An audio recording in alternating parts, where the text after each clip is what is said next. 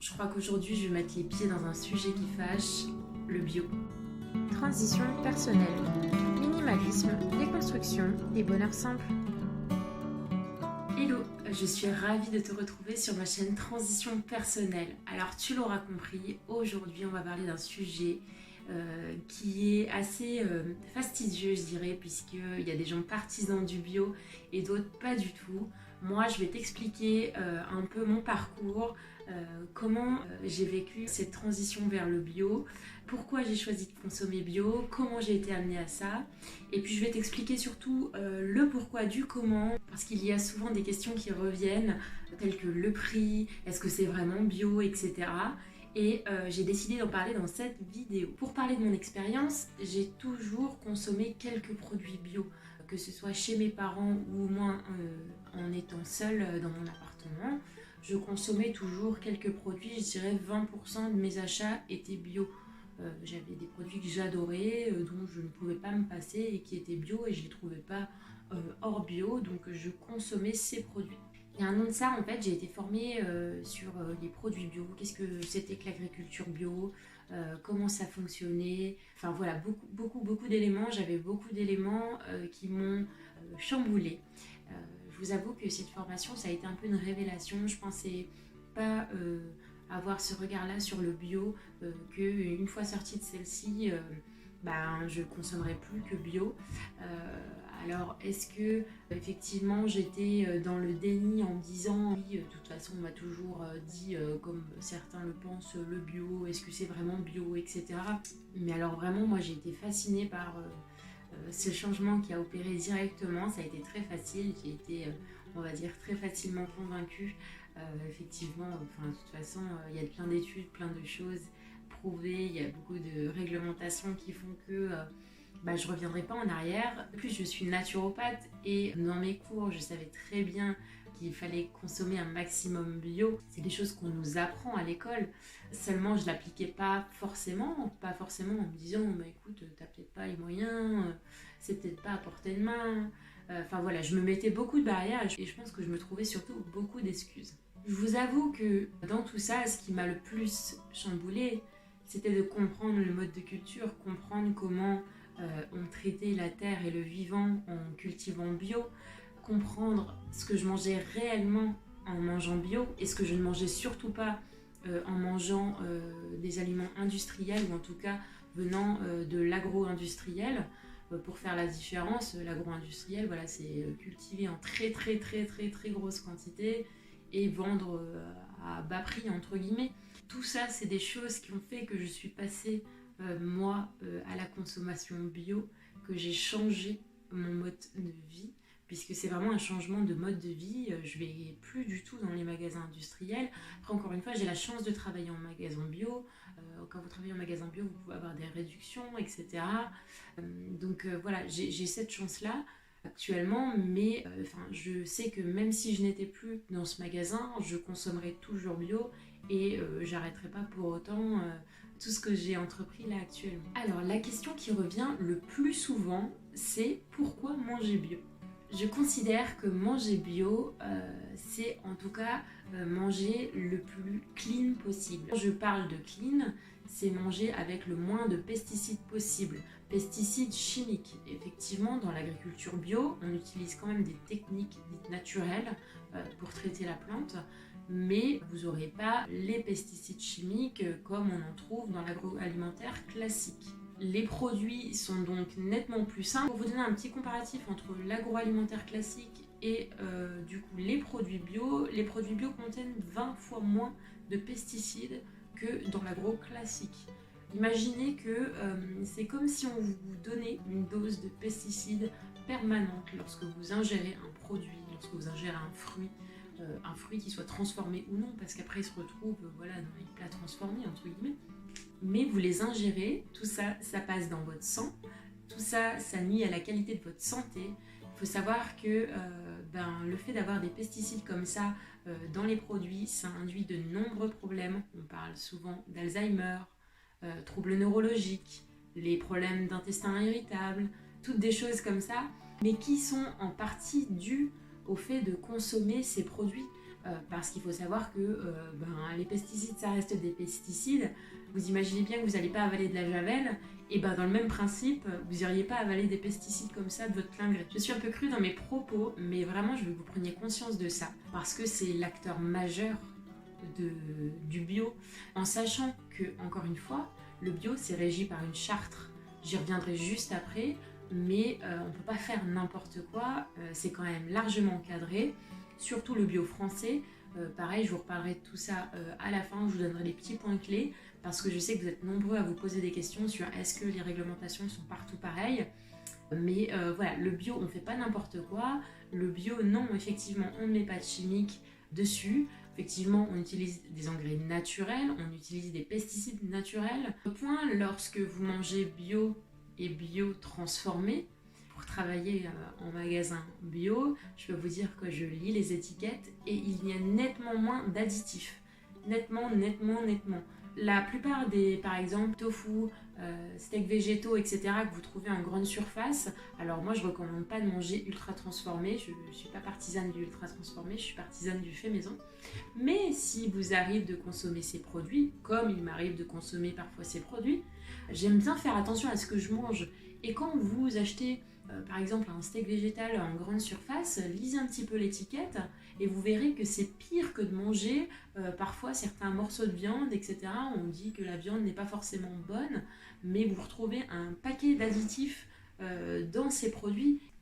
Et je trouve ça fou que dans ces produits, on vous mette autant d'additifs alors que vous, en tant que consommateur, vous pensez manger sain alors que pas du tout.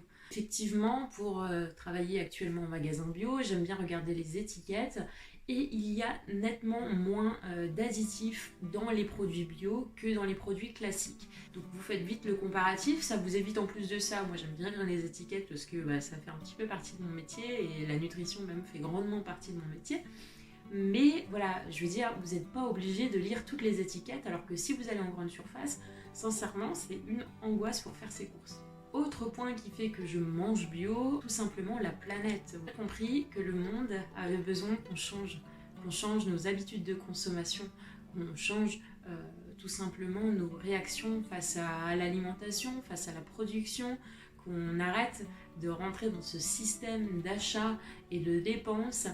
Et je pense que le bio, effectivement, peut être une solution, puisqu'en agroalimentaire classique, on surproduit, on épuise la terre, on épuise les ressources. Alors oui, certes, c'est pour nous, mais nous ne consommons pas du tout ça. Quand vous voyez les poubelles des grandes surfaces remplies à craquer de produits encore consommables, eh bien moi ça me rend malade.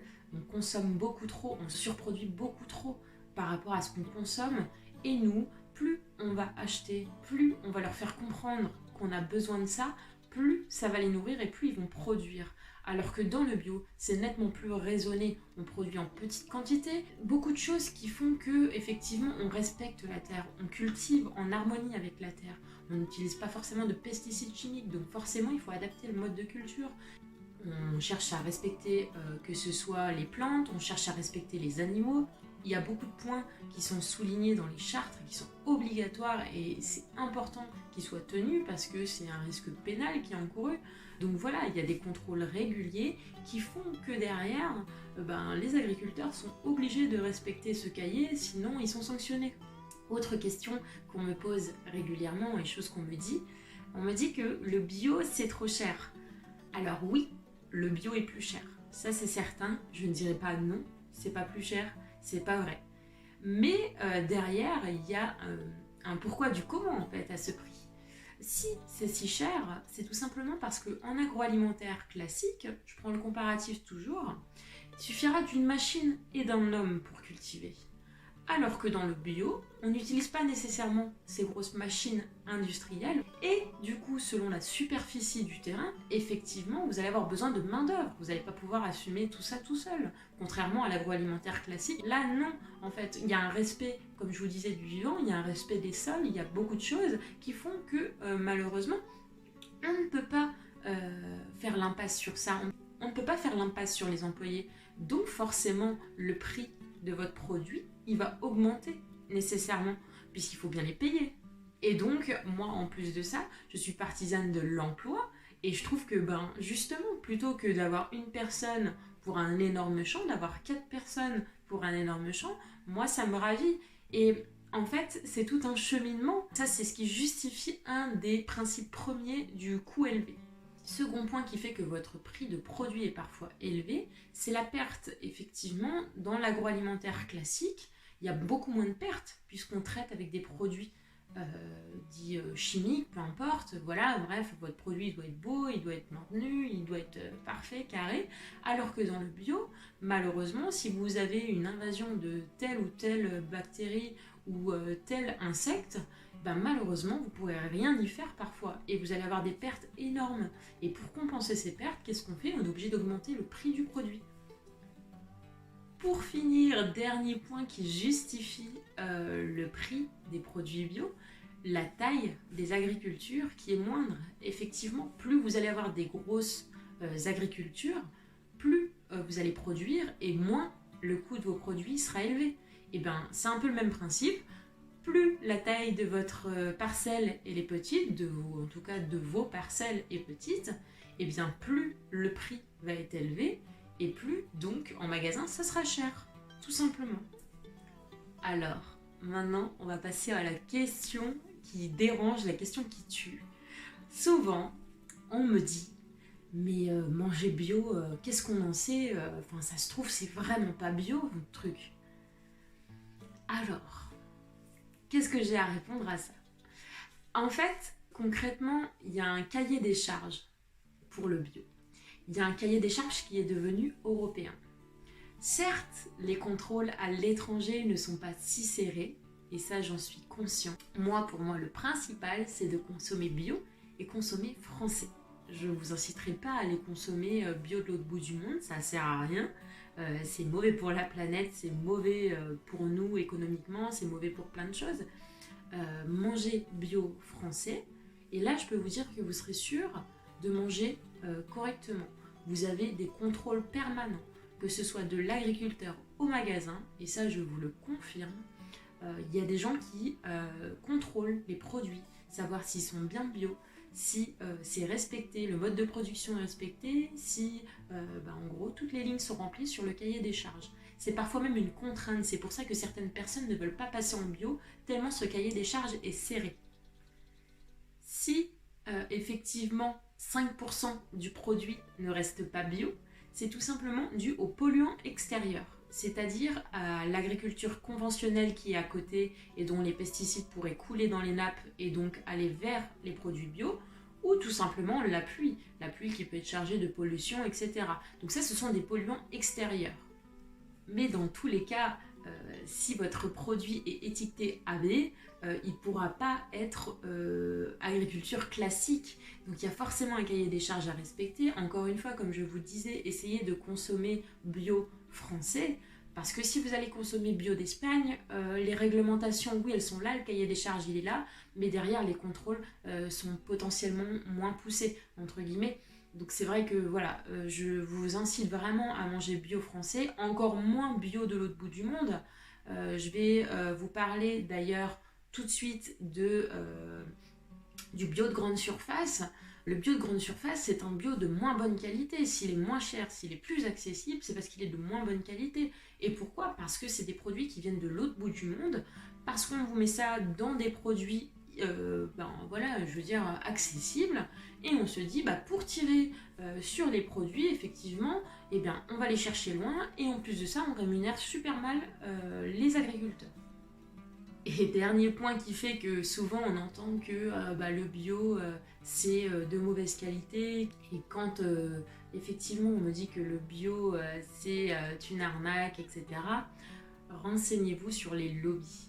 Il faut savoir que les industriels, les gros industriels font mener des enquêtes contre, entre guillemets, le bio, et font en sorte qu'il n'en ressorte que du négatif, pour effectivement les mettre en avant.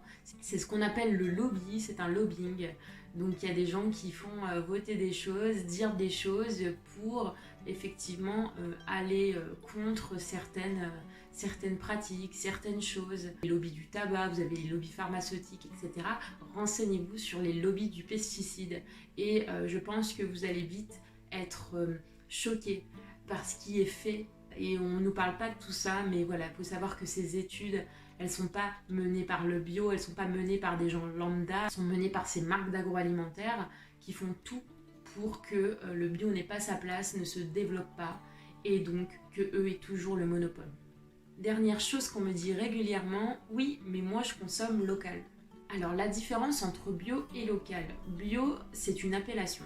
L'appellation bio, elle est régie par une charte qui fait que votre produit, effectivement, il doit respecter certaines lignes, certaines conditions pour être validé ainsi. Le local, c'est des produits faits près de chez vous, normalement faits près de chez vous, parce qu'il faut faire attention, il y a aussi beaucoup de petits producteurs qui disent faire, mais vous ne voyez jamais les productions, et en fait c'est acheté sur les marchés, par exemple à Rungis. Donc renseignez-vous bien où vous achetez vos produits. Mais effectivement, si vous pouvez consommer bio et local, c'est super. Si vous n'avez pas l'occasion de consommer bio, consommer local, effectivement, c'est super pour la planète. En consommant local, on réduit donc notre empreinte carbone. Notre empreinte carbone qui est donc la pollution. Et vraiment, vous faites marcher votre secteur d'activité au plus proche. Et je trouve qu'économiquement, c'est super cool. Si effectivement, vous pouvez avoir local plus bio, sincèrement, mais ne quittez pas votre producteur et achetez-lui chaque semaine parce que vous allez le soutenir, parce que vous allez soutenir votre santé, vous allez soutenir la planète, enfin, ça aura que du bon. Voilà, donc la différence entre les deux. Tu l'auras compris, cette vidéo, elle était là pour te parler du bio, le bio qui n'a pas toujours le vent en poupe, le bio sur lequel on dit beaucoup de choses. Moi, je t'invite à m'écrire en commentaire si tu as des questions, si tu veux qu'on échange. J'ai potentiellement oublié certaines choses et c'est normal parce que je ne peux pas vous faire un format d'1 heure. Mais en tout cas, j'ai souligné les points et les questions qu'on me pose régulièrement. Par exemple, quand j'échange avec ma famille, que ce soit même des clients en magasin, etc. C'est des questions qu'on me pose souvent. Donc, je sais y répondre et je le fais également sur les réseaux parce que je trouve ça important. Je trouve que dans le monde dans lequel on vit, il est important de changer son mode de consommation et ça passe aussi par là, ça passe aussi par le choix de son alimentation, que ce soit pour la santé effectivement, parce que pour moi c'est la première chose qui fait que je consomme bio, mais aussi pour la planète parce que c'est une seconde. Enfin, je pense que je ne saurais pas placer un avant l'autre. Les deux pour moi ont beaucoup d'importance. Quand on voit tout ce qui se passe actuellement, j'ai plus aucun doute, il faut changer et ça passe par là. Voilà, j'espère que cette vidéo t'aura plu. Comme je te disais, n'hésite pas à poser tes questions en commentaire. N'hésite pas à me dire si toi tu consommes bio ou pas, si tu consommes bio un petit peu. Est-ce que tu aimerais changer les choses? Et surtout, voilà, viens échanger, débattre, c'est toujours avec grand plaisir.